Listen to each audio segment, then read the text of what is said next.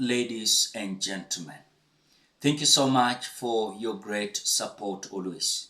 I'm so grateful for your continued support to this channel. Thank you so much, ladies and gentlemen. Terrified William Samoei Ruto has decided to barricade several roads in Nairobi as he is expected to address the nation in parliament. At the same time, there is a looming demonstration that is to block William Ruto from accessing the parliament to continue telling Kenyans lies after lies. When this demonstration was organized, Kenyans said that they are tired with William Ruto's lies as he is continuing to do as if it is now a duty for William Samoei Ruto to lie for us. While several systems haifanyi kazi, some issues that were addressed by the Gen Zs during the demonstration has not been addressed. And so Kenyans, as we speak, barabara karibu zote Nairobi zenye zinaelekea parliament zimeblokiwa na magari za polisi, left, right, center, as William Samoei Ruto is expected to address the nation in parliament, as we are expecting nothing less than lies. It is lies, and it is lies that William Ruto is going to do in parliament today. So I want you to watch how Larry Madowo of CNN coming out to show how William Ruto has barricaded roads across Nairobi CBD because of the threat of the Gen Z's demonstration today.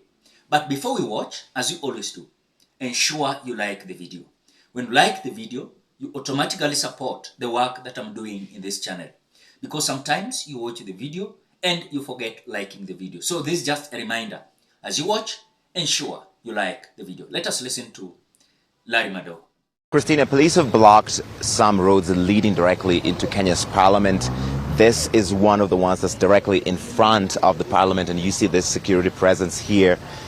This is the same street where 5 months ago protesters breached it and got inside Kenya's parliament. We're going to try and walk you back here because 5 months ago we were here on the deadliest day of protests in the country. And walking back through this street is a little traumatic because we saw protesters who were shot dead on this very street. When I walk through this, I can point out exactly where I saw bodies. I know the names of those people. I know their families. We've talked to them over the past 5 months, and the trauma lives on. That wall that leads into Kenya's parliament was broken down 5 months ago when protesters occupied parliament as they had promised. And so this time there's a heavier security presence from different agencies of the Kenya Security Services. Back there we see police preparing to mount a parade for President William Ruto, who's expected here in just over an hour to address a joint sitting of Kenya's National Assembly and Kenya's Senate, which he does every year. But protesters are promising to come back and try and occupy parliament. They want him to resign. In the past 5 months, many of them have been saying again and again that Ruto must go, even though he was forced to drop unpopular tax proposals that were contained in that finance bill which triggered the protests.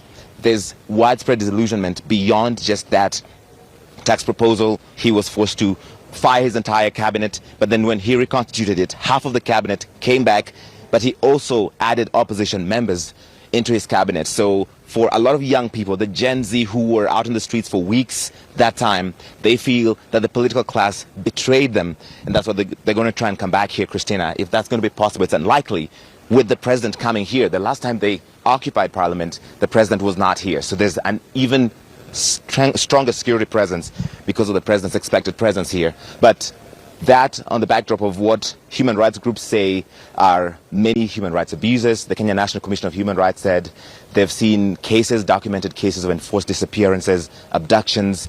They've seen people disappear. They have more than 1,700 cases that they're still tracking, whether it's enforced disappearances, whether it's people who have been arrested, and 26 people that remain missing. So that's the backdrop for this address, Christina. Yeah, and we hope truly that we will not see a return to those scenes you witnessed there in the summer.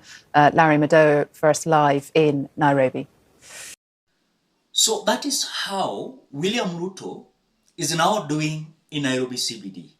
But remember one thing, William Ruto is so terrified with about the mass uprising that is coming at a time that his government is not delivering. Remember, the man lied to Kenyans during the campaign period 2022. And so some promises, he has failed to actualize them. In other words, what William Ruto is currently doing is that lies has been a duty for him on a daily basis. Some questions that I usually ask myself is this, Kenyans. Why is it that when politicians are looking for these seats, they usually come out to say things that even you yourself, you know, these people cannot actualize them? So one thing that I believe on William Ruto is, is a man of lies. And he can cook some things, some issues, to be like truth, you know, and that is William Samuel Ruto. Again, Kenyans, where I'm sitting, I want to say it without any avoidance of doubt. William Ruto is not going to develop this country. William Ruto has no intention to make your life, of course, lives, Kenyans, to be better. William Ruto does not have intention to improve our health system.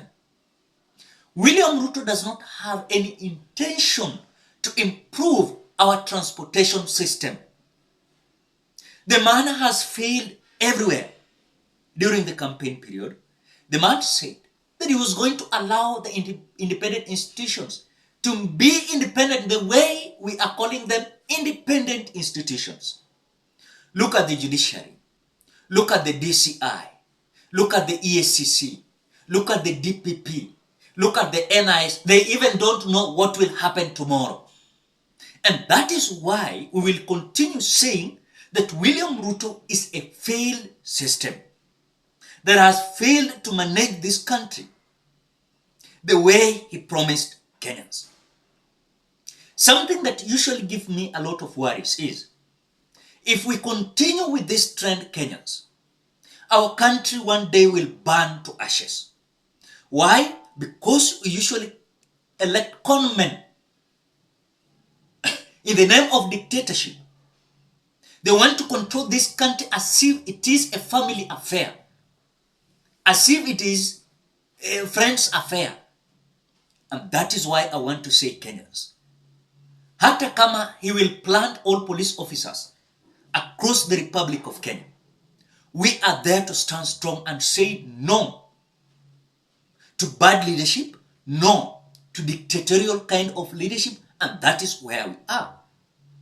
Some individuals might see that let us give William Ruto time, but we have given him time enough. The man told us, the man himself told us, let us give him time, 1 year. Let us give William Ruto 2 years. Now they are saying, after 5 years, Jaisha. In other words, William Ruto, together with his cronies, they don't understand anything. The only thing they do understand is to lie and massage lies. Even if you yourself surely can, you can understand that the system has failed. It may fail totally. The man is now everything. He decides on judiciary, he decides on parliament, he decides on executive where he is the boss. Everywhere across the Republic of Kenya. Any investigation that is coming from DCI, lazima apitie, ajue nini imeendelea. Rather than DCI being independent. EACC investigation zao, lazima ipitie William Ruto. Angalie nani ameinvestigatiwa, ni close ally yangu, huyu atolewe, huyu akiusiwe. That is it. Now, police officers, they have failed also to tell us who is abducting us and who is killing us. As the IG, Inspector General Police, has failed also to tell us who are these individuals. On the same note, we are having National Intelligence Service, led by Nurdin Haji, NIS. They have failed to identify who are these individuals who are killing Kenyans, who are abducting Kenyans. Then you want us to sit pretty and see that we don't know them. Then our people are being killed left, right, center. So I think for me, the time has reached whereby if we are not going to stand strong and say enough is enough from this brutality, then I'm telling Kenyans, our country is going to be a banana republic. And that is where we are trajectorying to. And it is easy. We are going very fast. We are going very fast. Ladies and gentlemen, what do you think? Drop your opinion at the comment section below. Otherwise, thank you so much because of your great support.